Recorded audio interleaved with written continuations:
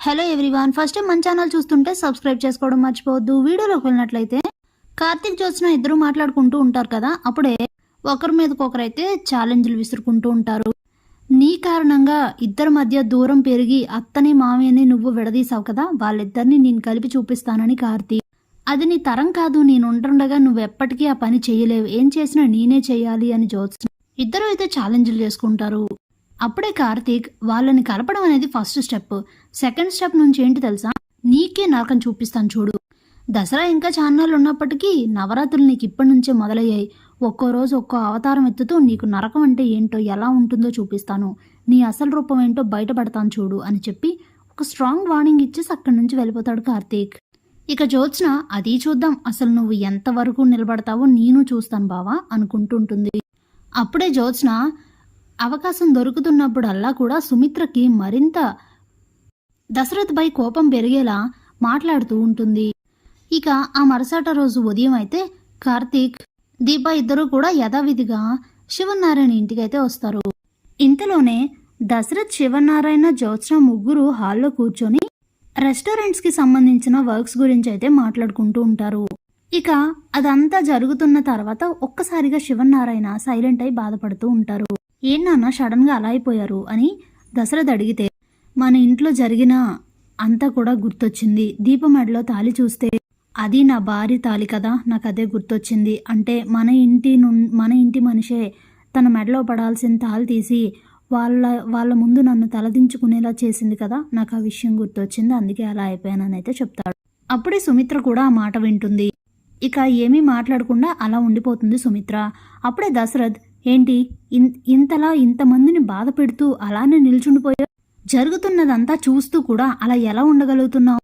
అయినా నీకు చెప్పి 3 రోజులైంది, వెళ్ళి నువ్వు మా చెల్లికి సారీ చెప్తే తప్ప ఈ సమస్యలన్నీ తీరవు, అందరూ ప్రశాంతంగా ఉండరు మునుపుట్లాగా అని చెప్పాను కదా, వెళ్ళి చెప్పావా అని అడిగితే, నేనేం తప్పు చేయలేదు సారీ చెప్పడానికి, నేను చేసింది తప్పని నేను ఫీల్ అవ్వట్లేదు, కాబట్టి నేను సారీ చెప్పాల్సిన అవసరం నాకు లేదు.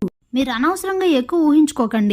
ఎప్పుడు ఒకవైపు మాత్రమే మీకు ఆలోచించడం వచ్చు, రెండో వైపు నుంచి ఆలోచించరు. ఎప్పుడు చెల్లెల వైపు నుంచే ఆలోచిస్తారు, చెల్లెల సంతోషమే కోరుకుంటారు, తను బాధపడకూడదనే అనుకుంటారు, అంతే తప్ప భార్య గురించి ఎప్పుడైనా ఆలోచిస్తే కదా తెలుస్తుంది మీకు అని మాట్లాడుతుంది సుమిత్ర అంటూ గట్టిగా అరుస్తాడు దశరథ్.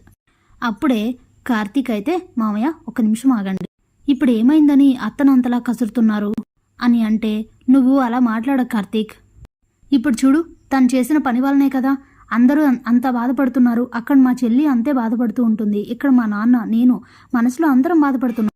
ఎవరి వలన? ఈ సుమిత్ర వలన కాదా? ఏవేవో జరిగాయని అవి మన్నీ మనసులో పెట్టుకుని ఇలాంటి పనులన్నీ చేస్తారా?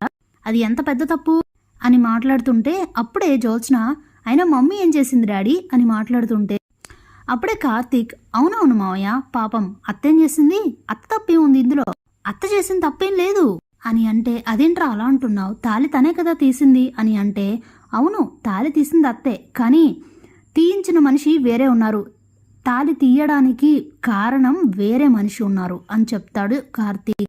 ఇంట్లో అందరూ స్టన్ అయ్యి అలా చూస్తూ ఉండిపోతారు. జ్యోత్స్నకి పెద్ద షాకే తగులుతుంది. కొంపదీసి బావకి నేను తీయించిన విషయం తెలిసిందా అని ఆలోచిస్తూ ఉంటుంది. అప్పుడే, ఏంటి జ్యోత్స్న చెమటలు పడుతున్నా అని అడిగితే, నాకెందుకు చెమటలు పడతాయి బావా, నేనేం చేశాను అని అంటుంది జ్యోత్స్న. అవునా, నువ్వేం చేయలేదా అని చెప్పి తన ఫోన్లో ఉన్న వీడియోనైతే చూపిస్తాడు. ఆ వీడియోలో జ్యోత్స్న, పారిజాతం ఇద్దరు మాట్లాడుకుంటుండడం కనిపిస్తుంది. నిన్న ఉదయం కార్తీక్, జ్యోత్స్న ఇద్దరు మాట్లాడుకున్న తర్వాత జ్యోత్స్న తన రూమ్కి వెళ్ళేసరికి పారిజాతం తన దగ్గరికి వెళ్తుంది. నువ్వు కార్తీక్తో మాట్లాడుతుంటే చూశాను, ఏం మాట్లాడుకున్నారు ఇద్దరు అని అడిగితే, నేను అమ్మ నాన్నల్ని ఇద్దరిని దూరం చేస్తున్నాను కదా, వాళ్ళిద్దరి మీద ఒకరి మీద ఒకరికి కోపం పెంచుతున్నాను కదా, ఆ కోపాన్ని దూరం చేసి వాళ్ళిద్దరిని యథావిధిగా వాళ్ళిద్దరిని కలుపుతానని బావ నాతో సవాల్ విసిరాడు, పైగా నాకేదో చుక్కలు చూపిస్తాడంట అది చెప్పాడు. కానీ పాపం బావకి అసలు విషయం తెలియదు కదా, మమ్మీ దీప మెడలో పడాల్సిన తాళి తను తీసి దాచేసింది నా వల్లనేనని, నేను తనని కోరితేనే తను అలా చేసిందని పాపం బావకు తెలియదు కదా, అందుకే ఇదంతా. అయినా గ్రానీ, ఎంతమంది ఎన్ననుకున్నా, మమ్మీని ఎన్ని మాటలన్నా ఈ విషయం అయితే ఎట్టి పరిస్థితుల్లో బయటపడదు, అంతేనంటావా అని అంటే, అవును గ్రానీ అంతే, మమ్మీ ఈ విషయం బయటకు చెప్పలేదు కూడా. ఇక తను తాళి తీసిందన్న విషయం తనే తాళి తీసింది అనుకుంటున్నారు కాబట్టి అందరూ తనపై కోపంగా ఉంటారు. నేను ఆ కోపాన్ని మరింత పెంచి పోషిస్తే నా పని చాలా ఈజీ అవుతుంది అని అయితే ఇద్దరూ మాట్లాడుకుంటూ ఉంటారు. ఆ మాటలన్నింటినీ సైడ్ నుంచి వాళ్ళకి తెలియకుండా డోర్ బయట నుంచి వీడియో రికార్డ్ చేస్తాడు కార్తీక్.